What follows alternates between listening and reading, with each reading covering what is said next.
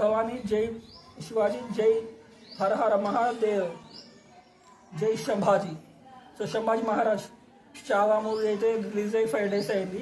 మన కలెక్షన్స్ అయితే మాట్లాడుకుందామని చెప్పవచ్చు. Day 1 24 crores, Day 2 39 crores, Day 3 49 crores, Day 4 working day Monday so 24.1 crores, Day 5 Tuesday 25.75 crores అని చెప్పుకోవచ్చు అనమాట. సో అంతలా జనాల్ని ఆకట్టుకుందని చెప్పుకోవచ్చు.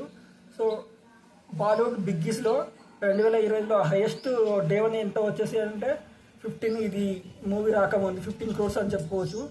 సో ఈ మూవీ వచ్చేసి వర్కింగ్ డేలో కూడా 25 crores రాబట్టడం అనేది మన శంభాజీ మహారాజ్ గారి బయోపిక్ ఎంతలా జనాలు ఆదరిస్తున్నారో మనకు తెలుస్తుంది అనమాట. సో ఒక మరాఠా రాజు అయిన శంభాజీ మహారాజ్ గురించి ఇంతలా వెయిట్ చేస్తున్నారు అంటే ఇంకా మన శివాజీ మహారాజ్ వాళ్ళ కొడుకు అని చెప్పుకోవచ్చు అనమాట శంభాజీ మహారాజ్. సో వాళ్ళ తండ్రి అయిన శివాజీ మహారాజ్ గురించి ఇంకెంతలా వెయిట్ చేస్తారో మనకు తెలిసిందనమాట. ఆల్రెడీ రిషబ్ శెట్టి తీస్తా అని చెప్తున్నారు 2020లో.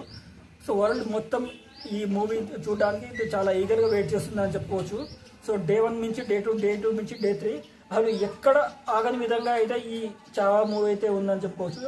కొందరు తెలుగులో తీయాలని, కొందరు కన్నడలో తీయాలని, కొందరు మలయాళం, ఇంకొందరు తమిళ్ అలా డబ్ చేయాలని చాలామంది కోరుకుంటున్నారు. సో డైరెక్టర్ లక్ష్మణ్ ఉటేకర్ గారు ఇది మీరు కూడా ఈ దృష్టి కూడా తెస్తున్నామని చెప్పుకోవచ్చు అనమాట.